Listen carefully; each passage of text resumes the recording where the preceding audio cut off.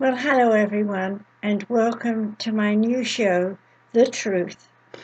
I'm Professor Margaret Rogers van Coops, and I'm here today to share with you my ministry hat. You see, I have a lot of qualifications. I cut my teeth when I was a small child. I've always channeled Jesus, Siddhartha Buddha, and other great sages as well. Well, today, the truth is that spirit guides, guardian angels, Jesus, ascended ones, all came to me and said that they wanted me to talk about the Beattitudes. Of course, they were long given as a seed of thought to the Essenes and the ancient Jews. But today, we are a different society. We have a lot of new things going on. So I am going to sort of channel and be myself at the same time for the next 20 minutes and give you some understanding of what the spirit people would like you to think about the Beatitudes. So the first one was, "Blessed are the poor in spirit, for theirs is the kingdom of heaven." What does that mean today? But according to Jesus and Siddhartha, it means understanding that when you lose your way, when the spirit energy of your being is so downtrodden, so miserable, you get to a point where you actually say, I have no answers. I am not trying to wheel and deal. I am not trying to manipulate anything. I'm at my mental wit's end. I'm at my emotional traumatic end. And so there's nothing to do but sit down and woe is me cry. And in the process of doing that, to come to understand that there is something far greater than this world. When you look up at the cosmos, at the sky, and when you think that we have people up there in space going round and round, working up there, exploring new avenues, new directions, new purpose, surely it must be easier to understand today that you can, in a moment of absolute misery, sit still and wonder at the magnificence of mankind, to be in awe of all that mankind has continued to do and will continue to do to improve self and the way of the world. So your contribution in being in misery is to take a long look at your journey and see it for what it was: struggles, striving in different ways, going through all sorts of tribulations to come to this point of realizing that the ultimate thing is to surrender to the oneness, that which is God, and be open and receptive in the middle of your misery to ask quietly, peacefully within yourself and say, I am come now to be face to face with my Maker. And in this way, as a child would come to that is God, to say, how can I be with you? How can I sit upon your knee and hear you? And in that process to say, I am listening. And when you listen, yes, you will be heard, as God will hear you as you listen and hear God. So in that sense, your spirit will be lifted, your mind will be changed, and in days to come, things will happen. The next one that we'd like to talk about is, blessed are those who mourn, for they will be comforted. When you mourn what you've lost, when you think back over the years of your life, when you begin to understand that there have been many comings and goings, lots of different things happening, things that you thought would be everlasting, things that you thought would make you become a great person one day, only to find out that they fell away one by one. And then you sit and say, how can this be? How could I lose so much of my time? How could I lose so much of my habits, my routines, my rituals, all the things that I've done, I've struggled with, and now they are unimportant. They no longer mean much. And so I look back and I say, I remember when. And the more that I say I remember when, you must be comforted by the fact that you have experienced something, and that each thing that you have experienced has made you question, who am I? Why am I here? What am I supposed to do that's better? How can I be nicer in my spirit, in my soul, in my mind, in my heart, in all that I am? How can I give love that comes from God through me to all those that I care about? Whether those people are far away in another country, or whether they are actually in your being, in your life. In other words, influencing you in some way. You are blessed for mourning the past, for you can take comfort that you have had many experiences that have brought you closer to understanding that you are part of all that is, be it on earth or in the oneness, and are therefore very much a part of God. And the next one, blessed are the meek, for they will inherit the earth. What does meek mean? Are you without bragging? Are you constantly telling people who you are and what you do, hoping people will recommend you to someone else, recognize you for what you've done, praise you, give you all sorts of adornments in some way, so that you could say, look at me, I am a living, walking example of something that you need in your life?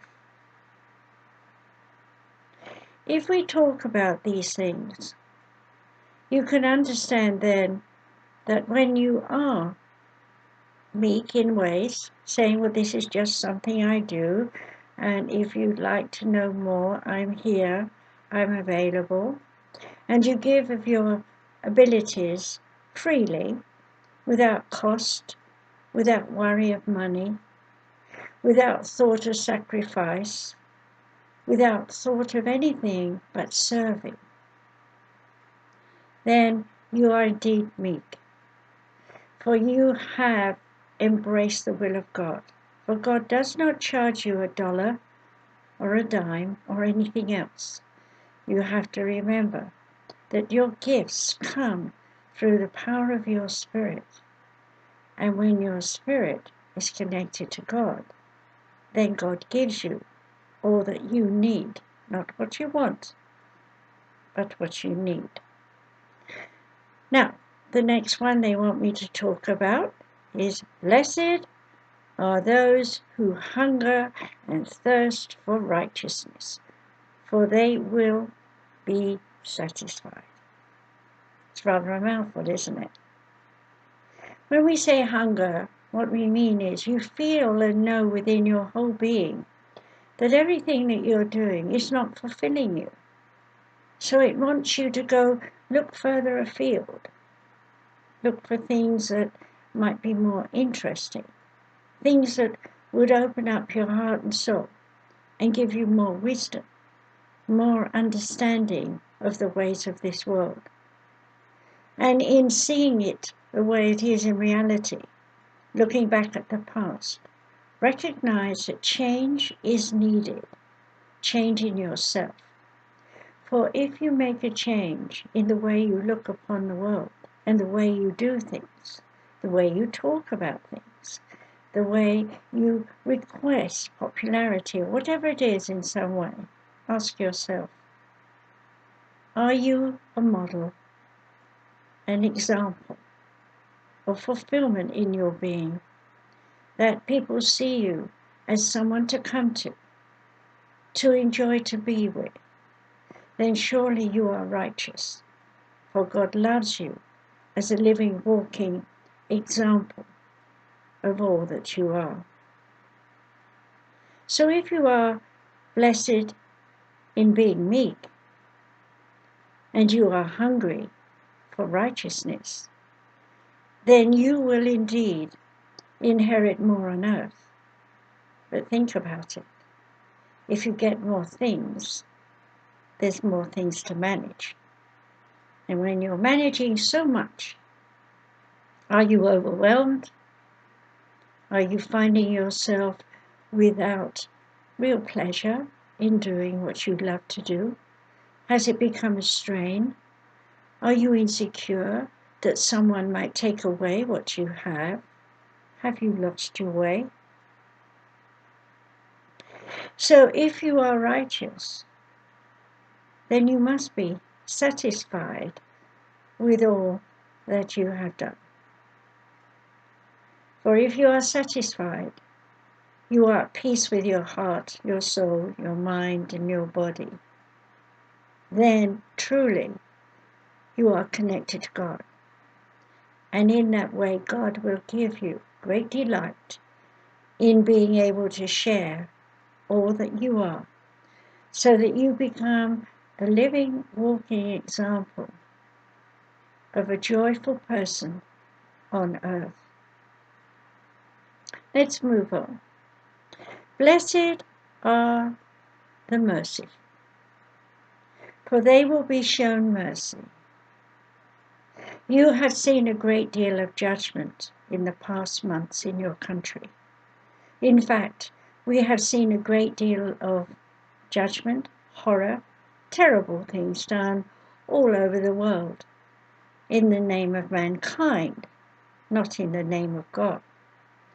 And so we say to you, if you have mercy in your heart, and you can set aside your judgment, if you can say of those you see, I recognize their pain, I recognize their ignorance, their loss of understanding, the hardships they have endured because of lack of education, then surely, if you are one who can give them a look in the eye and say, I know you, I understand you, for I have walked your pathway in my own times, I have gone without, I have been angry, I have been painful, I have lost much, but I have risen up because I found mercy in my soul to myself. You must understand that when you think that another will save you, you must see truly that the only one that can save you is yourself. So changing your outlook on life, changing your ways of doing things in this world will lead you to understanding that you can require much more satisfaction in all that you are, all that you've done, and what you've become. And so when you are merciful to yourself, in other words, you are not cringing in a corner saying, I'm weighed down with troubles, with the weights and burdens of others upon my shoulders, but rather am grateful for the fact that they came into my life and challenged me to think about how I can give to the world all that I am by a living example, and when asked, give substance, deep thoughts, good thoughts, to help another move on, to see their lessons, and to understand that in their lowest of low moments, They are facing the ability to be meek, and being meek to understand so much more about the world that you live in. So, if you are good with people, then your heart is open. You will be merciful to those people who are still lost on their pathway. For they need you to be a teacher. They need you to be a living, walking example of the right way to be fair, to be honest, to be truthful, and to be trusted above all else as one who is truly a leader, not because you want to impress the world with your skills, but because you want to help someone get out of a hole, out of the darkness, and move into the light. So let's move on. Blessed are the pure in heart, for they will see God. If you're not busy rushing around worrying about bills, how to work, what to do, when not to do, why you fit into society, why you don't fit into society, how your governments are run, whether they're good or bad, and so on. The list goes on and on and on.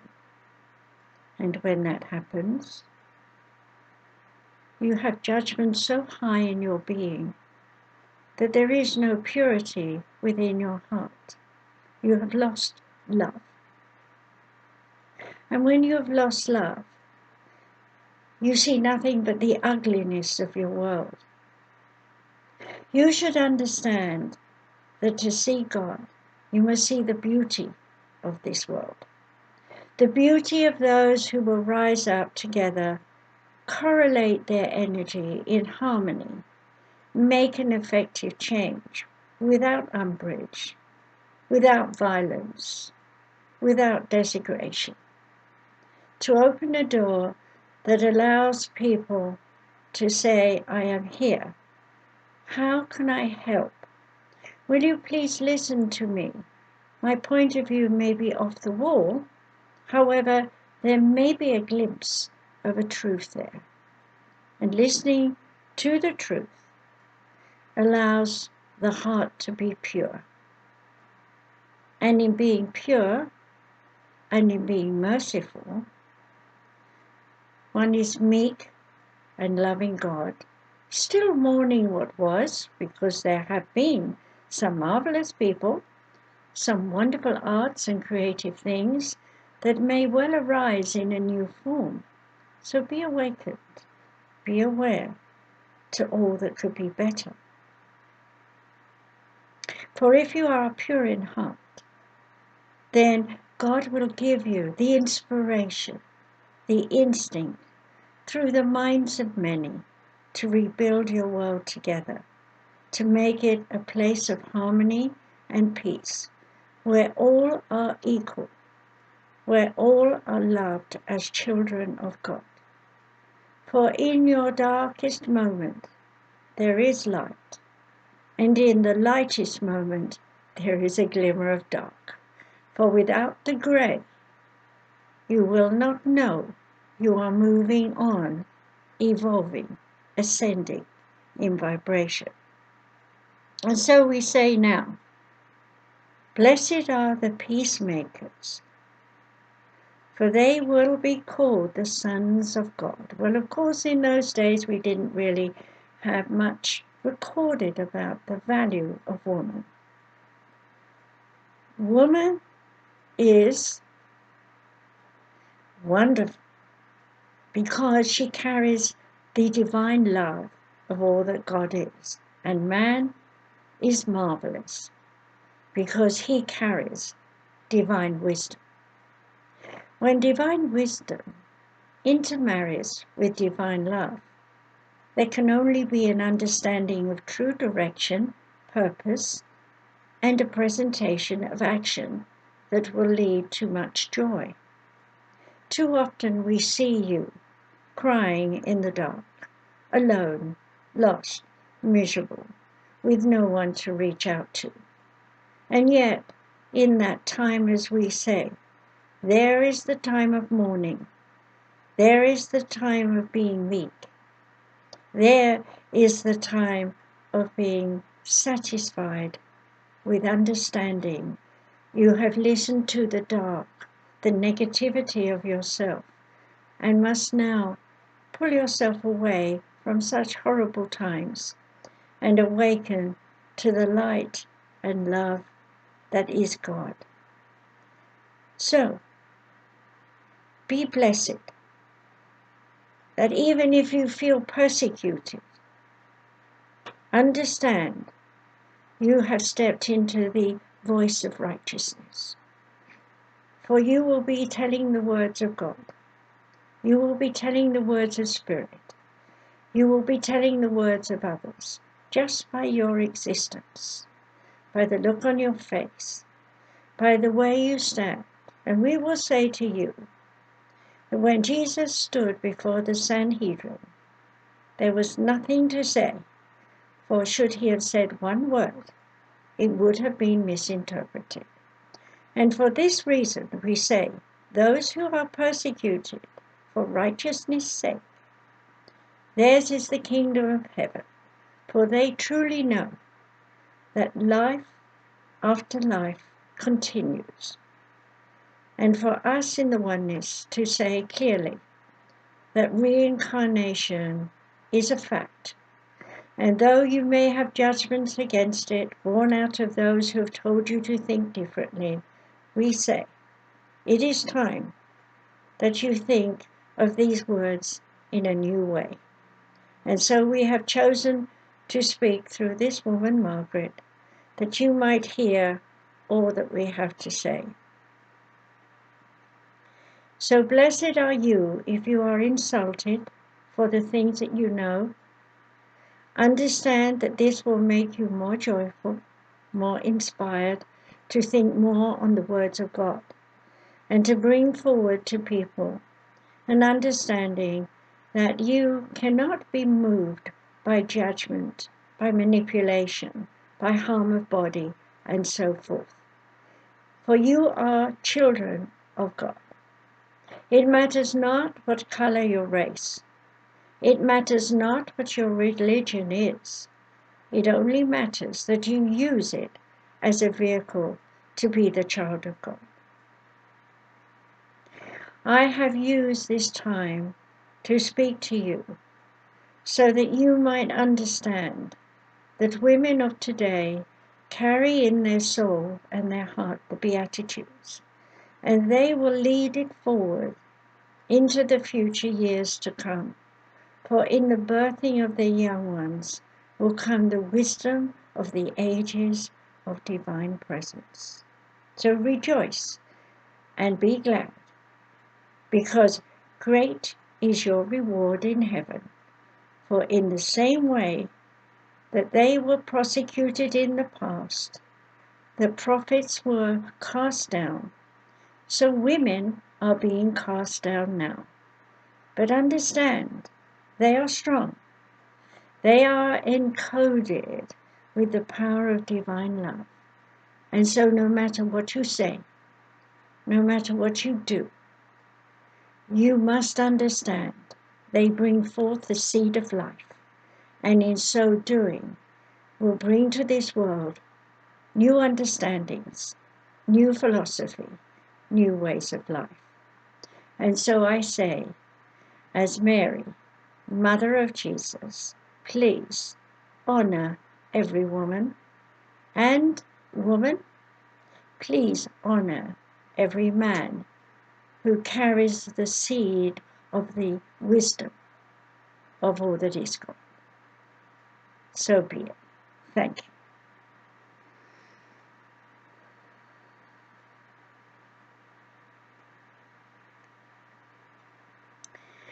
Well, that was Mary, Mother of Jesus.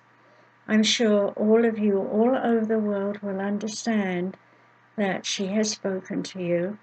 I'm glad to be able to channel on this program that I'm going to do quite frequently when I've got a minute or so, will be to channel spiritual matters that the Oneness Master Teachers want to talk to you about.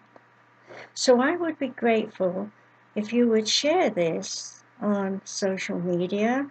Go to YouTube, sell that to your friends, and of course, SoundCloud.